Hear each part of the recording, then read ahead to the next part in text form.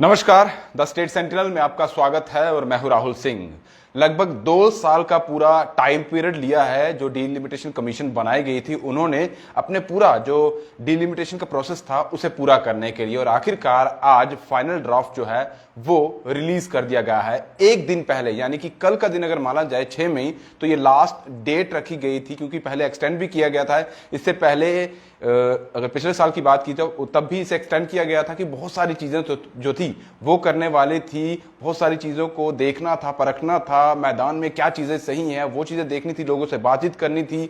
और उस चीज का प्रोसेस चलते चलते मार्च महीने साल की बात की जाए तो तब इसे एक्सटेंशन दी गई, क्योंकि जो डिलिमिटेशन कमीशन थी वो ये कह रही थी अभी हमें थोड़ा सा समय और चाहिए क्योंकि बहुत सारे पहलू जो है हमें देखने हैं। क्योंकि उस वक्त जो एक ड्राफ्ट डिलिमिटेशन कमीशन के द्वारा जो जारी किया गया था उसमें काफी ज्यादा लोग जो थे उसमें नाखुश भी थे। अपोजिशन की बात की जाए, आम जनता की बात की जाए, उन्होंने ये कहा था कि ये जो ड्राफ्ट डिलिमिटेशन कमीशन की तरफ से आया है ये कहीं ना कहीं जो है ये लोगों पर सही असर नहीं डालेगा। कहीं ना कहीं जो सीटें हैं वो अलग अलग जगहों पर जो जोड़ने का काम किया जा रहा है, या कुछ असेंबली सीट जो है उन्हें क्वैश किया जा रहा है, तो ये सही नहीं है। जिसके बाद 3 महीने का और वक्त बढ़ाया गया, जिसे कल के दिन जो है वो कंप्लीट होना था। लेकिन एक दिन पहले ही आज जो परिसीमन आयोग है उन्होंने अपना फाइनल ड्राफ्ट जो है वो जारी कर दिया है और साइन करके पूरा रिलीज कर दिया है। जिससे अगर देखा जाए तो क्योंकि 3 मेंबर डिलिमिटेशन कमीशन के जो बने हुए थे उन्हें हेड कर रहे थे फॉर्मर सुप्रीम कोर्ट की जो जज थी रंजना प्रकाश देसाई,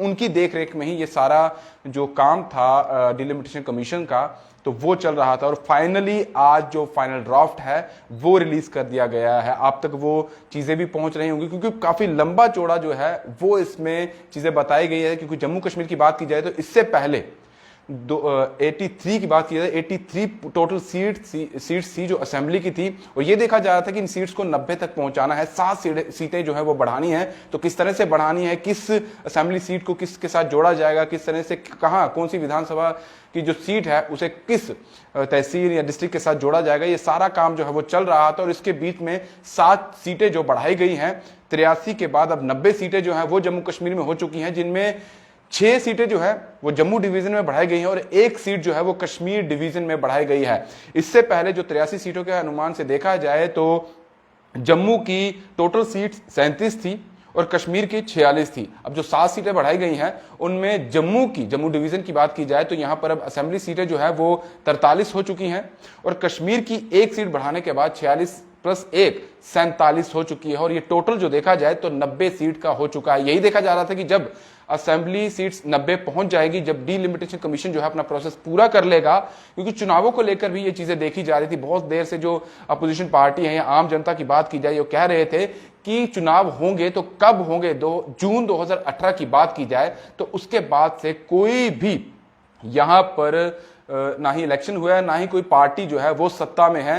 यूटी बना दिया गया था 2019 में, उससे पहले 1 साल पहले जून 2018 में जो एक गठबंधन सरकार थी 2 लोगों की, पीडीपी की बात की जाए जम्मू या बीजेपी की बात की जाए तो उनके बीच में कहीं ना कहीं मनमुटाव हुआ था, और जो सीटें थी यानी कि जो उनके बीच में मनमुटाव होने के बाद जो है वो सरकार जो थी उसे रद्द कर दिया गया था। और उसके बाद कोई भी सरकार जो है वो जम्मू कश्मीर में नहीं है। अभी देखा जाए 2018 के बाद से अब तक तो 4 साल 19, 20, 21 और 22 अगर मई की बात की जाए तो मई का महीना चल रहा है, तो 4 साल हो चुके हैं, कोई सरकार नहीं है, एलजी प्रशासन चल रहा है। और 2019 के बाद तो यूटी शासन जो है यानी कि यूटी की सरकार यहां पर बन चुकी है, वही चीजें चल रही हैं। और लोगों का यही कहना था कि एक तो राज्य का दर्जा जो है वो जम्मू कश्मीर को वापस मिलना चाहिए, और दूसरा इलेक्शन जो है असेंबली इलेक्शन जो है वो जरूर होने चाहिए। और जहां होम मिनिस्टर की बात की जाए, जो भारत के होम मिनिस्टर है उनकी तरफ से ये कहा गया था कि जब डिलिमिटेशन कमीशन जो है वो अपना प्रोसेस पूरा कर देगा, ड्राफ्ट रिलीज हो जाएगा फाइनली, तो उसके बाद जो है इलेक्शन भी 6-7 महीने के बाद हम जरूर करवाएंगे। क्योंकि अब जो है रिलीज कर दिया गया है ड्राफ्ट, और हो सकता है 6-7 महीने का जो टाइम पीरियड पहले कहा गया था उस पर अमल किया जाए, और नवंबर-दिसंबर में, क्योंकि अभी इसकी बात अभी पुख्ता सामने नहीं आई है, लेकिन ये सिर्फ अनुमान लगाया जा सकता है कि हो सकता है इसी साल नवंबर-दिसंबर तक जम्मू कश्मीर में असेंबली इलेक्शन भी अनाउंस हो जाए। लेकिन उससे पहले जो आज ड्राफ्ट जारी किया गया है उसमें कुछ चीजें हम आपको बता देते हैं, कुछ चीजें आप भी देख लीजिएगा। हम पूरा जो इसमें ड्राफ्ट है वो क्योंकि इंटरनेट पर भी है, आप उस पर भी देख सकते हैं, हम अपने पेज पर भी डाल देंगे। जो कुछ चीजें इसमें आई हैं, क्योंकि 6 सीटें जम्मू डिवीजन की बढ़ाई गई हैं, 1 सीट जो है वो कश्मीर डिवीजन की बढ़ाई गई है। लेकिन इसमें पहली बार ऐसा हुआ है कि जो शेड्यूल्ड ट्राइब हैं उनकी 9 सीटें रिजर्व की गई हैं जम्मू कश्मीर में। ये पहली दफा जो है वो जम्मू कश्मीर में देखने को मिला है। उसके बाद अगर बात की जाए एससी की, शेड्यूल कास्ट की, तो उनकी 7 सीटें जो हैं वो रिजर्व की गई है। शेड्यूल ट्राइब की 9 और शेड्यूल कास्ट की जो है वो 7 सीटें रिजर्व की गई हैं। इसमें हम ये बता देते हैं कि जो शेड्यूल ट्राइब है उनकी सीटें पहली बार क्योंकि जम्मू कश्मीर में रिजर्व हुई हैं, तो कहां कहां पर वो रिजर्व हुई है। गुरेज की बात की है, 1 सीट वहां पर है। कंगन में दूसरी सीट है। राजौरी में 1 सीट उनकी रिजर्व की गई है। बुद्धल में 1 सीट रिजर्व की गई है। थाना मंडी में 1 रिजर्व की गई है।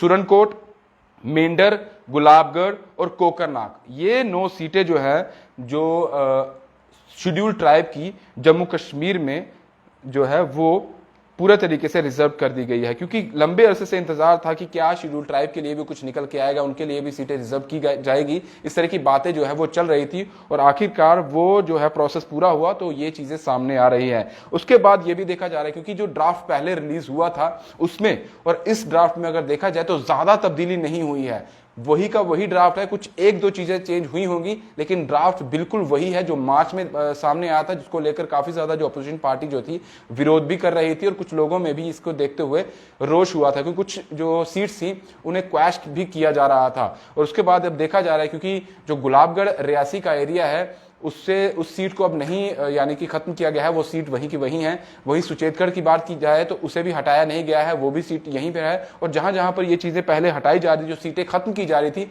उन्हें अब नहीं खत्म किया गया है। कुछ चेंजेस जो आई हैं वो जरूर ये आई हैं कि जहां सीटें पहले अगर जम्मू की आरएसपुरा में रहती थी, शायद वो अब जम्मू सांबा की तरफ होंगी या जम्मू की तरफ ही रहेंगी। इस तरह से अखनूर की बात की जाए तो अखनूर की कोई सीटें जो हैं वो कुछ परगवाल की तरफ आ जाएंगी, कुछ शाम एरिया जो है अखनूर का उस तरफ चली जाएंगी। इस तरह की कुछ तब्दीलियां जो है वो डेमोग्राफिक के आधार पर अगर देखा जाए तो उसके आधार पर चेंजेस की गई हैं।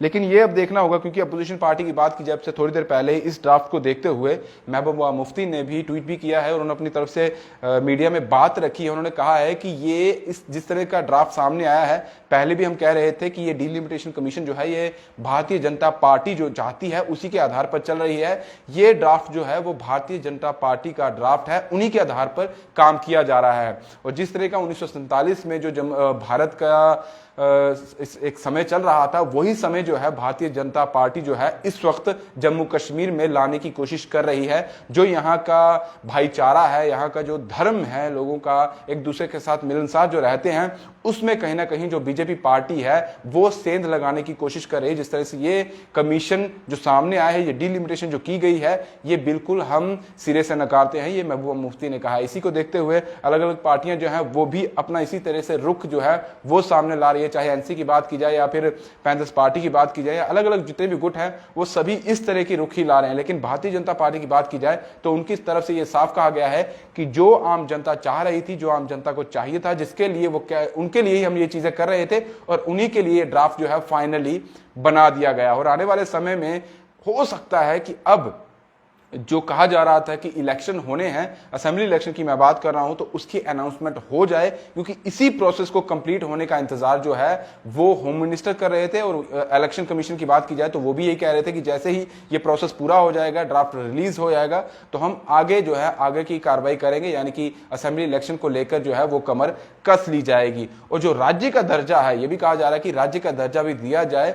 और यही दुहाई जो है वो भारतीय जनता पार्टी की बात की जाए या भारत सरकार की बात की जाए, उनकी तरफ से यही कहा जा रहा था कि राज्य का दर्जा जो मांगा जा रहा है, जब जम्मू कश्मीर में हालात सामान्य हो जाएंगे, डिलिमिटेशन कमीशन का जो प्रोसेस है वो कंप्लीट हो जाएगा, यहाँ पर हर चीज जो है वो सही तरीके से चलेगी, तो राज्य का दर्जा जो है वो भी वापस दे दिया जाएगा। इसे हमेशा यूटी बना के रखना हमारा मकसद नहीं है। तो देखते हैं कब इलेक्शन अनाउंसमेंट होती है, क्या इसी साल होती है, और जो राज्य का दर्जा जो है जिसकी बात की जा रही है, क्या वो भी दिया जाता है या नहीं दिया जाता है। लेकिन बड़ा अगर देखा जाए तो 2 साल का पूरा प्रोसेस जो है वो कंप्लीट होने के बाद फाइनली ड्राफ्ट रिलीज हो चुका है और लोग इसे देख भी रहे हैं, समझ भी रहे हैं। अलग अलग असेंबली की सीटों की बात की जाए तो वहां पर भी लोग गौर फरमा रहे हैं।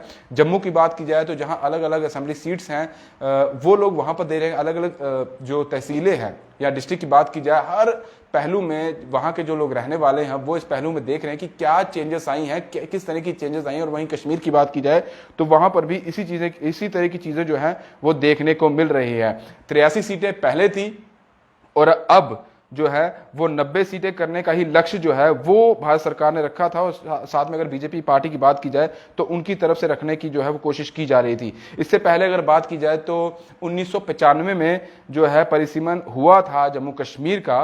उस समय 12 जिले जो थे वो जम्मू कश्मीर के पूरे थे और 58 तहसील की बात की जाए तो 58 तहसीलें उस वक्त होती थी, जिसमें जम्मू की बात की जाए जिसमें केंद्र शासित प्रदेश में 20 जिले हैं और तहसीलें की संख्या बढ़कर 270 हो गई हैं।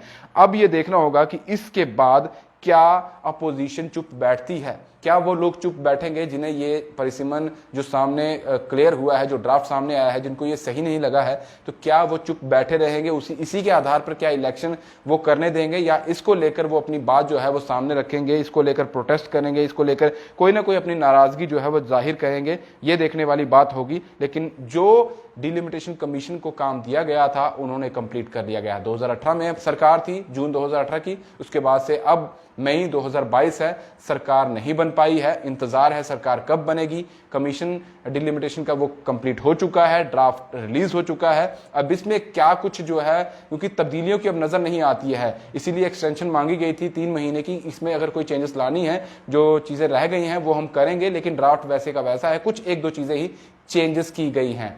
अब नाराजगी देखी जाएगी किस तरह से सामने आएगी, लेकिन भारतीय जनता पार्टी कह रही है कि हमने जो देखा वो सही है और यही जम्मू कश्मीर की जनता चाहती थी और उनके लिए ही ये सही चीजें जो है वो बनी हैं। फिलहाल दीजिए इजाजत। दीपक भंडारी के साथ Rahul Singh, the state central के लिए नमस्कार।